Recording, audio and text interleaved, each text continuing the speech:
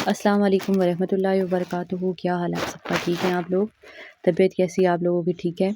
अच्छा जी, अभी हम आपको दिखाई दे रहा होगा कि मैं यहाँ काम कर रही हूँ आपके सामने, और ये ग्लॉसी शीट है। कलम से हम काम कर रहे हैं, तकरीबन आज हम कलम से ही काम करेंगे। एंड में फिलिंग हम थोड़ी सी ब्रश के साथ करेंगे, लेकिन राइटिंग जो टोटल राइटिंग है वो आज कलम के साथ होगी, ठीक है। और डिफरेंट साइज़ के ये कलम यूज़ होंगे अभी। अभी जो है वो मैं कलम से काम कर रही हूँ कि इससे अभी छोटे ही कलम हम करेंगे, क्योंकि जिससे हम अपना मेन टाइटल लिख रहे होते हैं उससे फिर हम छोटा ही काम ज़ाहिर-सी बात करते हैं, क्योंकि टाइटल ही हमारा मेन कैरेक्टर होता है उसके अंदर, और उसी के लिए हम सबसे बड़ा जो साइज़ है ब्रश का या कलम का वो यूज़ कर रहे होते हैं, ठीक है। तो इसके बाद हम ये कलम यूज़ नहीं करेंगे, बल्कि अब हम इससे छोटी-छोटी कलम पे जाते रहेंगे, ठीक है। अच्छा, अभी ये देखें आप कि अभी मैं जो अल्लाह पाक का एक खूबसूरत नाम अल रहीमो लिख रही हूँ एज़ अ मेन कैरेक्टर यहाँ पर। और उसके बाद मैं एक मिडल कैरेक्टर की तौर पर लिखूँगी अल करीमो, ठीक है? और वो एज़ अ मिडल टाइटल होगा, ठीक है? मैंने बताया है कि जो मेन टाइटल होता है, मेन टाइटल के बाद आप जो है ना नहीं लिखते उससे बड़ा कुछ भी। अच्छा, यहाँ मैंने कलम आपको दिखाई है, जो पहली कलम दिखाई है उससे मैं लिख रही थी ऑलरेडी, ठीक है? फिर अभी मैंने कहा है कि मैं उससे अब छोटी यूज़ करूँगी। तो अभी तो ख़ैर मैं मिडल टाइटल इसी से लिखूँगी, लेकिन अभी मैं बताऊँ कि ये जो मैंने अभी दिखाने का जो काम किया है आपको अपनी कलम्स, तो वो ये इसलिए किया कि अभी जो ये ज़बर ज़ेर वग़ैरह में इससे यानी जो लफ़्ज़ आप लिख रहे होते हैं ना, अगर बड़ा-सा कोई लफ़्ज़ लिखा है, वैसे तो आप एक ही सेम ब्रश से सारे काम कर रहे होते हैं। लेकिन अगर आप काफ़ी बड़े कलम या ब्रश से लिख रहे हैं, जैसे कि आपने एक लफ़्ज़ लिखा, जैसे ये अभी मैंने अल रहीमो लिखा है, तो फिर उसके बाद आप जब उसकी ज़बर, ज़ेर, पेश, शद, मद वग़ैरह मतलब सब डालते हैं, तो वो आप उससे थोड़े छोटे साइज़ से डालते हैं, ताकि उसकी खूबसूरती बरकरार रहे। अगर आप उतने ही बड़े लफ़्ज़ में आपने जो लिखा है जिस साइज़ में, और उतने ही साइज़ में अगर आप उसकी तमाम जो छोटी चीज़ें हैं वो भी कर देंगे, तो फिर वो अट्रैक्शन नहीं रहेगी उसके अंदर। बाकी ये कि अभी आप देखें कि ये जो है दूसरा लफ्ज़ मैं अल्लाह पाक का नाम मुबारक लिख रही हूँ, अल करीमो लिख रही हूँ, ठीक है। एक्चुअल में यहाँ मैंने एक अल रहीमो बड़ा मेन लिखा है और छोटा अभी मैं मिडल कह रही हूँ उसको, जस्ट बिकॉज़ कि जब हम ये कैनवस पर काम लेके जाते हैं और इस स्क्रिप्ट में काम करते हैं, तो वहाँ तो एक बात ही अलग होती है। लाइक कैनवस की तो कम कैनवस का मुझे नहीं लगता, मेरी नज़र मेरे मुताबिक, मुझे दूसरों का नहीं पता, लेकिन मेरे मुताबिक जो कैनवस का काम है उसका कोई कंपैरिज़न नहीं है। लाइक उसके अंदर जो एक ब्यूटी लाइक वो कहते हैं ना एनहांस करना, तो वो कैनवस आपकी कैलीग्राफी की ब्यूटी को एनहांस कर देता है, जस्ट बिकॉज़ उसके ऊपर होने वाला काम इज़ समथिंग बहुत खूबसूरत लगता है, ठीक है। बाकी ये कि मैंने यहाँ छोटा-सा ही आपके साथ ये शेयर किया जस्ट बिकॉज़ कि आपको पता चल जाए, मैंने यहाँ लेयर्स में बिल्कुल काम नहीं किया, ठीक है। क्योंकि अगर लेयरिंग, शेडिंग, स्ट्रोक और सब कुछ बेहद डीप में डन किए जाते तो बहुत ज़्यादा टाइम लग जाता, और ऊपर से वैसे भी ये छोटी-सी एक शीट है, जिसके ऊपर मैं जितना बेस्ट दे पाती हूँ, मैं दे देती हूँ। अच्छा जी, ये मैंने अभी आपको दिखाया है कलम, थर्ड नंबर पे अब ये कलम आया, उससे भी छोटा। और ये देखें, अगर मैंने मीडियम साइज़ का कलम इस अल करीम के लिए यूज़ किया था, तो एट द सेम टाइम इसकी ज़बर ज़ेर पेश के लिए मैंने उससे भी छोटे साइज़ का कलम यूज़ किया है, ताकि इसकी खूबसूरती अपनी जगह बरकरार रहे। अभी हम आएँगे राइटिंग पे, और राइटिंग के लिए मैंने खोल लिया है ये इंक पॉट ब्लैक कलर की, ठीक है, अभी जो आपको दिखा रही हूँ। अच्छा, इससे हम इसी कलम से मेन से काम करेंगे। ये सबसे एक थिन जो इसका फेस जो बना हुआ है ना, बेहद नोक इसकी बनी हुई है, और इसी से हम काम करेंगे। ईज़िली इससे काम इंशाल्लाह हो जाएगा अल्लाह के हुक्म से। अच्छा, अभी मैं यहाँ लफ्ज़ अस्मा ही सारे लिखूँगी, ठीक है। मैं आपको बता दूँ कि अस्माउल हुस्ना ही मेरे सारे लिखने हैं, ठीक है। यहाँ मैंने अभी लिखा है अस्मा मुबारिक अल अज़ीमो, ठीक है। तो अल अज़ीमो मैं लिख रही हूँ यहाँ पर। उसके बाद मैं लिख रही हूँ अल मालिक, ठीक है। इनकी हाइट, इनकी तमाम चीज़ों को आपने खुद मैनेज करना है। कहाँ देखें कि मतलब छोटा लिखना है, कहाँ बड़ा लिखना है। एक साइज़ में ना लिखें, थोड़ी मल्टीपल किस्म के साइज़ेज़ दें अपने अल्फाज़ों को, ठीक है, तो वो खूबसूरती मेंटेन करते हैं। बाकी अब हम यहाँ लिख रहे हैं अल जब्बारो, और अल जब्बारो के रा में जो है वो मैं लिखूँगी अल खालिक, ठीक है। तो दोनों एक ही जगह पर मैनेज हो जाएँगे, लेकिन वो मैनेज आपको खुद करने हैं। यहाँ पर हम छोटा करके अल-खालिक लिखेंगे, अभी आपके सामने है। और उसके बाद यहाँ तो अल-खालिक आ जाएगा, ठीक है। और उसके बाद हम आगे लिखेंगे अल-मुहाइमिन। ठीक है।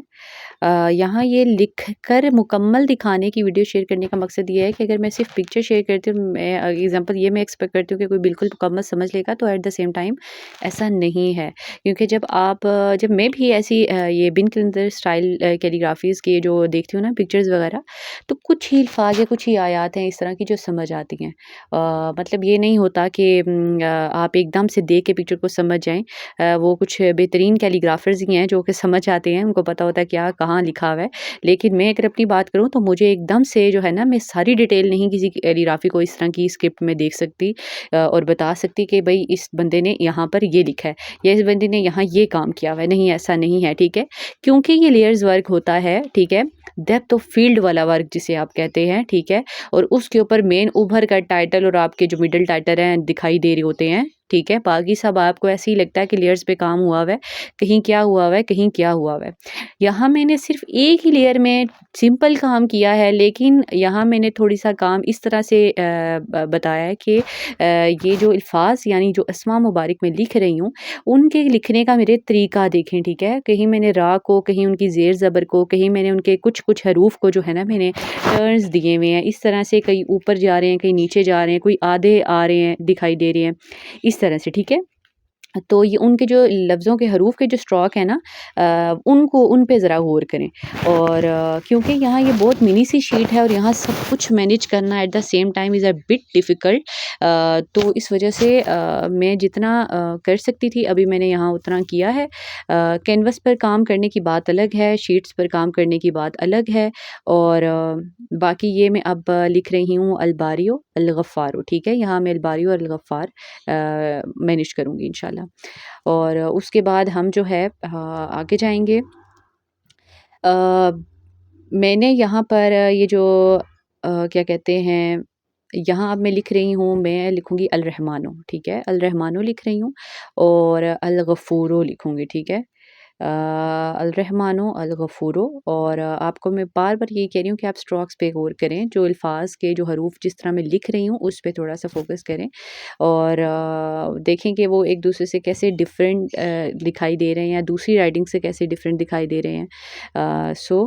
दिस इज़ समथिंग कि यहाँ मैं कुछ अल्फ़ाज़ों के कुछ सॉरी हरूफ के स्ट्रोक्स कुछ खींच देती हूँ, ठीक है? कि यानी वो थोड़े लेंथी हो जाते हैं और अलग-अलग दिशा में जिसे कह लें यानी अलग-अलग वे में निकल जाते हैं, कभी राइट, कभी लेफ़्ट, कभी टॉप, कभी बॉटम वाली साइड पे, ठीक है? अच्छा, यहाँ पर मैं लिख रही हूँ फ़बी-अय्यि आलाइ रब्बिकुमा तुकज़्ज़िबान, ठीक है? क्योंकि ये वो आयत मुबारका है जो कि ईज़िली सबको समझ आ जाती है, सबके दिलो-दिमागों में बैठी हुई है। और एक तो ये मुझे खूबसूरत बहुत लगती है, मुझे सबसे फ़ेवरेट इस स्क्रिप्ट में काम अल-रहमान सूरह अल-रहमान पर लगता है, क्योंकि सूरह रहमान मोस्टेस्ट फ़ेवरेट सूरह मुबारक है मेरी। और इस वजह से मेरा दिल करता है कि मैं उस पे जितना हो मतलब काम करूँ। मेरे तकरीबन शीट्स पर काम हुए हुए सूरह रहमान पर ही आपको मिलेंगे। एनी हाउ पॉइंट पर आते हैं कि यहाँ पर फ़ीलिंग जो है, अगर आप देखें तो आप शायद सोच रहे हो कि इन्होंने फ़ीलिंग नहीं की साथ। तो मैं फ़ीलिंग राइटिंग के बाद करती हूँ, ठीक है? मैं पहले राइटिंग डन कर लेती हूँ, उसके बाद मैं फ़ीलिंग करती हूँ। यहाँ तो ये छोटी-सी शीट है तो इस वज़ह से फ़िलिंग चलें बाद में मुकम्मल हो जाती है, लेकिन जब आप कैनवस पर काम करते हैं, तो जब आप एक ब्लॉक यानी एक पार्ट को कंप्लीट कर लेते हैं, तो वहीं आपको फ़िलिंग करना लाज़िम होता है, वरना काम बहुत आपका बढ़ जाता है। तो फिर आप दूसरे पार्ट को जब स्टार्ट करते हैं, तो उसकी फ़िलिंग साथ करते हैं, देन फिर आप किसी और पार्ट पे कैनवस के काम करते हैं, वहाँ फ़िलिंग करते हैं। तो अभी ख़ैर ये छोटी-सी शीट थी, यहाँ मैंने सारे अस्मा मुबारिक लिख कर डन करने के बाद इसकी फ़िलिंग डन किया है, ठीक है?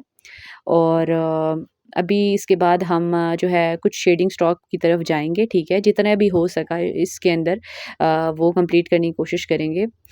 बाकी ये कि फिलिंग के अंदर मैं आपको एक बात बता दूँ कि आप देखें कि बिल्कुल लाइटेस्ट शेड आ रहा है, लाइक इतना लाइट है कि आपको शायद इसमें जहाँ लाइट ज़्यादा आ रही है ना इस वीडियो के अंदर, वहाँ आपको ये दिखाई भी ना दे, ठीक है? जस्ट बिकॉज़ कि यहाँ इतनी छोटी जब आप राइटिंग करते हैं ना किसी जगह पर, तो आपकी फीलिंग उस की हुई जो राइटिंग है उस राइटिंग के कलर से काफ़ी डल होनी चाहिए। अगर आप इतनी छोटी जगह पर इतने छोटे अल्फाज लिख रहे हैं और उतनी ही जो क्वांटिटी में जो कलर आपने राइटिंग के लिए यूज़ किया उतनी क्वांटिटी में आप शेडिंग भी कर देंगे, तो दैट विल बी समथिंग कि जो देखने वाले को लगेगा कि फीलिंग कहाँ हुई हुई है और राइटिंग कहाँ हुई हुई है, वो इतने आपस में मर्ज हो जाएंगे। ठीक है, क्योंकि सेम क्वांटिटी ऑफ कलर से अगर आप इतना छोटा काम भी करेंगे, फिर उतने ही छोटे लफ्ज़ों में फीलिंग भी करेंगे, तो वो एक दूसरे के साथ मर्ज हो जाएंगे। ठीक है, तो पता नहीं चलेगा। बड़े हरूफ की जगह तो चले समझ आता है, अगर आप सेम कलर के साथ फीलिंग कर भी दें, कहीं कहीं किसी जगह पर देखें अगर आप हुई हुई, तो वो नज़र भी आ रहा होता है कि फीलिंग किस कदर हुई हुई है और हरूफ एक्चुअल में यहाँ लफ्ज़ क्या लिखा हुआ है। ठीक है, कौन से हरूफ है, तो वो एक दूसरे के साथ मर्ज नहीं होते। लेकिन ऐसी छोटी छोटी जगहों पर आपको थोड़ा ख्याल रखना पड़ता है।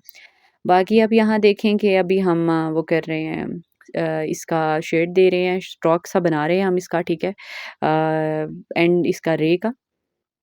और बाकी ये कि अभी जो शेडिंग आएगी ना ऊपर, वो यहाँ मैंने ब्रश खैर यूज़ कर रहा है। अगर आप देखें, आप कहीं चेंज कर दिया है, तो मैंने यहाँ ब्रश फिलिंग के लिए यूज़ कर दिया। ठीक है, इसकी स्ट्रोक की। और बाकी ये ताकि ईज़िली जो है ना काम हो जाए, क्योंकि कलम से मेरे ये इस तरह के शेड नहीं आ रहा था, तो इस वजह से मैं इसके लिए मैंने ब्रश ले लिया है। तो राइटिंग तो खैर हमने ब्रश से नहीं की, सारी कलम से ही की है, तो मैंने बस ये यहाँ इसलिए यूज़ किया ताकि खूबसूरत लगे इसकी शेडिंग अल्फाज की इस तरह से।